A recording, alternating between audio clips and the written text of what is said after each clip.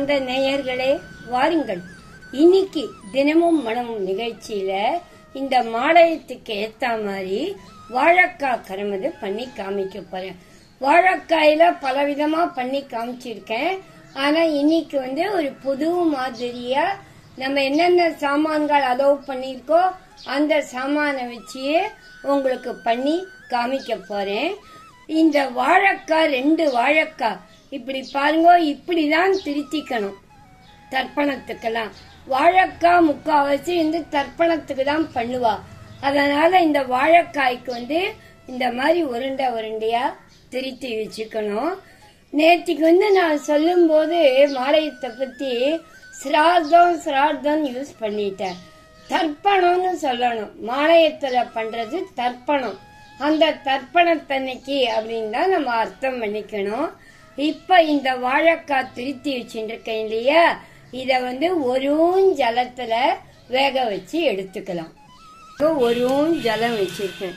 இன்னொன்னு, இதுக்கு மஞ்சப்பொடி போட வேண்டாம். வாழைக்காய் ஏற்கனவே சொன்ன தர்ப்பணத்தன்னைக்கு தான் முக்காசி பண்ணுவான்னுட்டு, தர்ப்பணத்தன்னைக்கு பண்ற தளிகைக்கு மஞ்சப்பொடி துவரம்பருப்பு இதெல்லாம் தேவையில்லை. அதனால மஞ்சப்பொடி இல்லாத இத வேக வச்சு எடுத்துக்கலாம். இது வெந்து தானே பார்க்கலாம். பாருங்க, வெந்திருக்கு. பார்க்கச்சே தெரியுது பார்த்தீங்களா வெந்திருக்குன்னு. இப்போ இத வடிய போட்டு வச்சுக்கலாம். இத திருமாறத்துக்கு இத பாருங்க, எண்ணெய் குத்தி இருக்கேன்.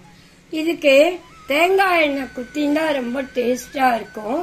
இல்லன்னா இந்த சாதா எண்ணெயும் குத்திக்கலாம். நான் சாதா எண்ணெய் தான் வச்சிருக்கேன். இப்ப இந்த எண்ணெய் காஞ்சதும் கடுகு உளுத்தம் பருப்பு 2 உண்டி போரும். கடுகு போடுறேன். இந்த கடுகு இப்போ கடுகு நல்லா படப்படான்னு வெடிக்கிறது. இப்போ கடுகு வெடிச்சதும் இத உளுத்தம் பருப்பு இந்த உளுத்தம் பருப்பு சவந்ததும் இதுக்கு பச்சை மிளகாலாம் வேண்டாம். இந்த உளுத்தம் பருப்பு செவந்துட்டு கறிவேப்பிலை, அதுக்கப்புறம் இதற்கு மிளகாப்பொடி, உப்பு போட்டேன், தேவையான உப்பு. இத போட்டுட்டு இப்ப இதுல தயிர் எடுத்து வச்சிருக்கேன். 2 கரண்டி தயிர் குத்தினதும் இந்த வாழைக்காய் இருக்கு பாருங்க, இந்த வாழைக்காய இதுல போட்டு நல்லா இது பண்ணணும். இது அதனாலதான் சொன்னேன், இந்த தயிர் குத்துறதுனால உங்களுக்கு இது போட்டாக்கா தேங்காய் எண்ணெய் குத்தினா ரொம்ப டேஸ்டா இருக்கும் அப்படின்னு.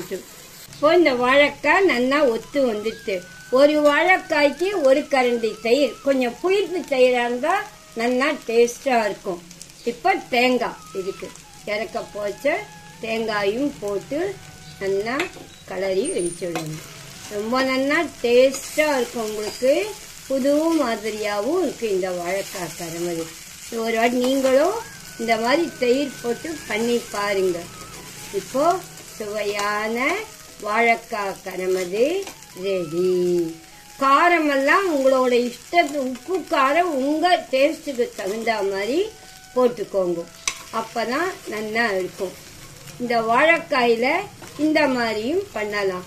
சாதாரண நாள்ல பண்ணும்போது பெருங்காயம் சேர்த்துக்கோங்க, நல்லா வாசனையா இருக்கும். ஆமா, இப்போ வாழைக்காய் கருமது ரெடி. இப்ப இந்த வாழைக்காய் கருமதை நீங்களும் பண்ணி பார்க்கணும். இந்த வாழைக்காய் கருமது மாதிரியே இன்னும் நான் உங்களுக்கு இந்த 15 நாள் என்னால முடிஞ்சதெல்லாம் உங்களுக்கு நான் பண்ணி காமிக்கிறேன். இப்ப இந்த வாழைக்காய பாத்திரத்துல எடுத்து வச்சுடலாம். இந்த வாழைக்காய நம்ம வாழ வைக்கிற காய் அப்படின்னு சொல்லலாம். இந்த வாழைக்காய்க்கு எவ்வளவு பெருமை தெரியுமா? அததான் நல்லதுக்கு கெட்டதுக்கு 2த்துக்குமே யூஸ் பண்றோம். ஒரு கல்யாணம்னா வாழைக்காய் இல்லாத கல்யாணம் கிடையாது. முதல்ல வாழைக்காய் கருமதுதான். அந்த மாதிரி இந்த வாழைக்காய்க்கு இருக்கிற சிறப்பு வேற எந்த காய்க்குமே இல்லை. அதே மாதிரி வாழைக்காய் உடம்புக்கும் நல்லது. ஆனா எதுவுமே நம்ம லிமிட்டா இருக்கணுங்கிறதுனாலதான் எந்தெந்த காய்கறி எந்தெந்த நாள்ல பண்ணணும் அப்படின்னு நமக்கு அறிவியலும் சொல்லியிருக்கு, பெரியவாளும் சொல்லியிருக்கா. என்ன நேயர்களே, இப்ப வாழைக்காய் ரெடி பண்ண ரெடியா பண்ணிட்டு கண்டிப்பா எனக்கு நீங்க ஃபீட்பேக் பண்ணணும். மீண்டும் அடுத்த நிகழ்ச்சியில் உங்களை சந்திக்கும் வரை உங்கள் கனகா பாட்டி.